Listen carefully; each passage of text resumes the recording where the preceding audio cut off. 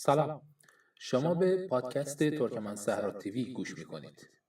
در هر قسمت از این پادکست به مباحثی از تاریخ، فرهنگ و یا اخبار مرتبط با مردم ترکمن پرداخته خواهد شد. با ما همراه باشید.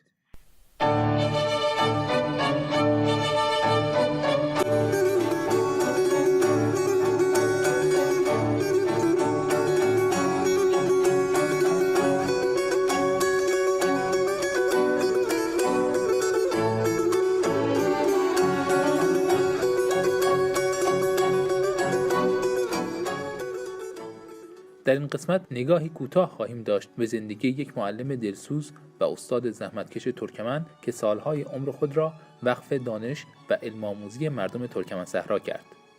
او شخصیتی بود که از بحر خزر تا کوههای جرگران را نام‌آوری کرد و کمتر دانش آموزی در آن منطقه بود که او را نشناسد.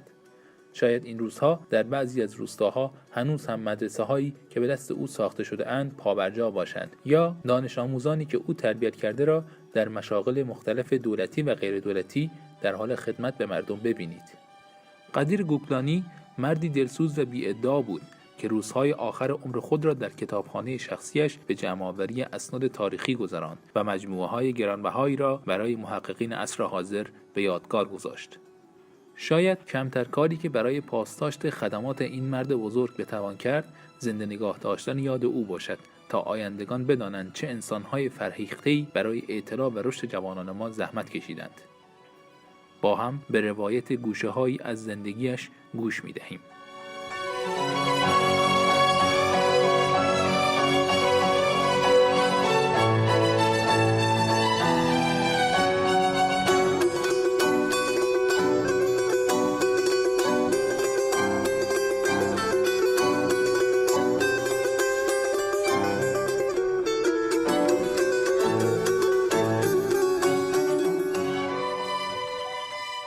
قدیر گوکلانی بزرگمردی است که طی سالها کار و تلاش زمین ساز تحول شگرف در فرهنگ و آموزش و پرورش شهرستان کلاله بوده است.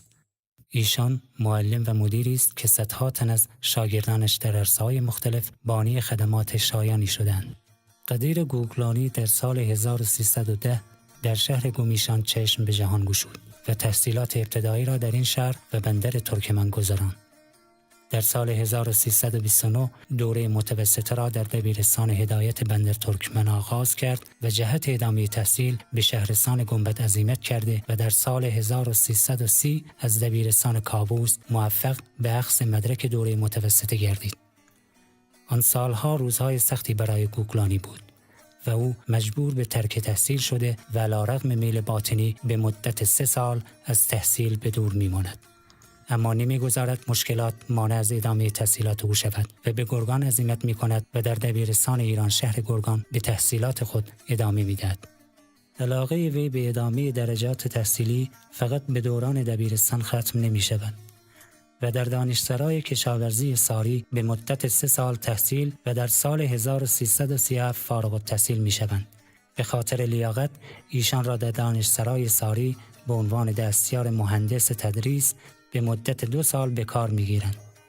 پس از ازدواج و تشکیل خانواده برای استخدام به اداره آموزش و پرورش گنبد مراجعه نموده و در دبستان شاهین کلاله که به مدیریت مرحوم رحیم گوکلانی بوده به معلمی مشغول می‌شوند.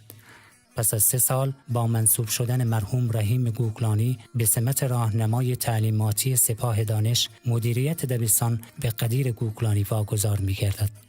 در آن سالها که اکثر معلمان کلاله از شهرهای گومیشان، گنبد و بندر ترکمن اعزام می شدند و در منطقه کلاله تحصیل کرده ای نبوده که به عنوان معلم استخدام شود، در سال 1346 استاد دلسوزانه جهت پیگیری این مشکلات به نمایندگی از طرف والدین دانش آموزان نزد دکتر بهمن مدیر کل وقت آموزش و پرورش استان مراجعه می نمایند و از ایشان تقاضای تأسیس دبیرستان در کلاله را می کنند، اما با مخالفت وی مواجه می شوند.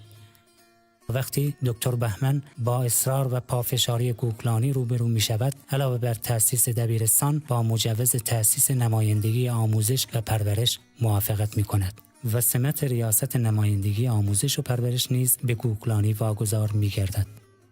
استاد گوکلانی در رابطه با آن سالها میگوید دانش آموزان دوره اول دبیرستان با تلاش زیادی درس می‌خواندند. ما هم سال به سال دبیرستان را ارتقا داده به سال دوم یعنی سیکل اول متوسط رساندیم. در آن سالها توسعه مدارس کلاله با تلاش و فداکاری عده‌ای از معلمان که حتی بومی هم نبودند تحقق پیدا کرد. دانش آموزان کلاله پس از پایان سال سوم متوسطه مجبور بودند برای ادامه تحصیل به شهرهای بزرگتر عزیمت نمایند.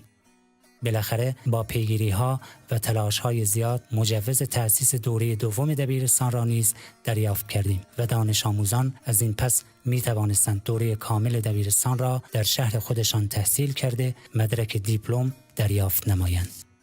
اما خدمات استاد فقط به اینها ختم نمی‌شود.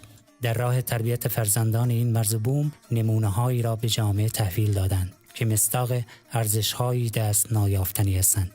شاگردانی همچون شهید اودی و شهید باقری که جان خود را برای حفاظت از مرزهای میهن عزیزمان ایران نثار کردند.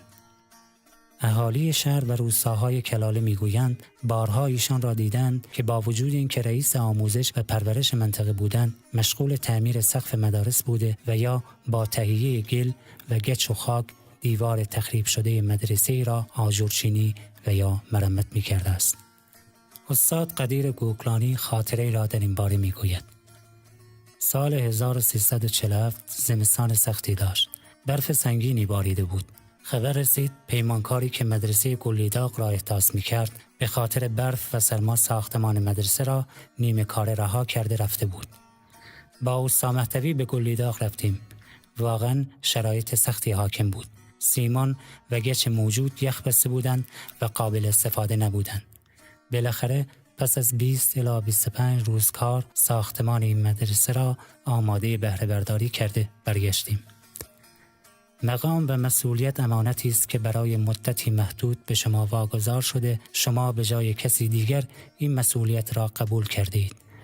پس از شما هم کسی دیگر این پست را به عهده خواهند گرفت.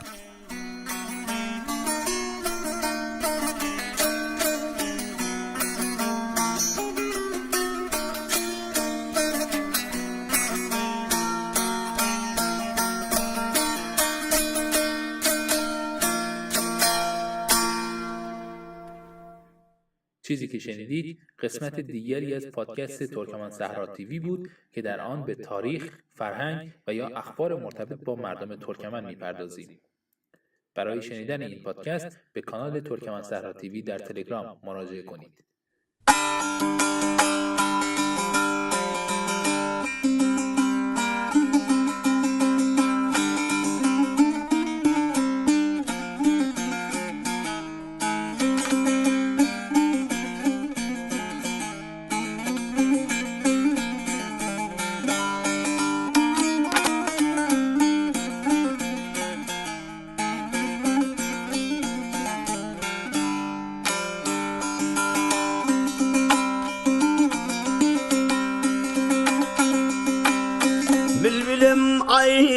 Kızar çekip Bülbülüm ay kızar çekip Taze güldardan ayrıldım Gülden gali yaşım döküp Ol sever yardan ayrıldım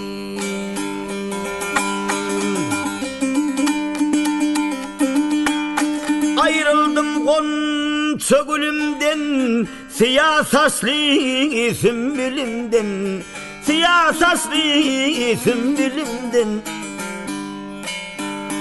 Hoş ovalı bülbülümden Şirin güftadan ayrıldım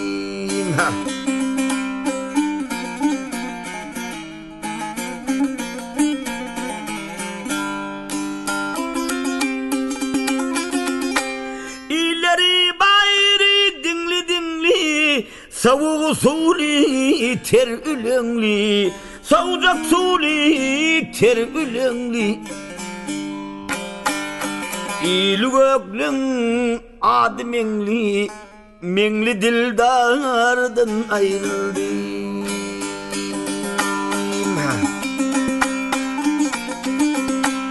Mağtım guli aşık mesan, bağladım şanına desan, bağladım şanına desan.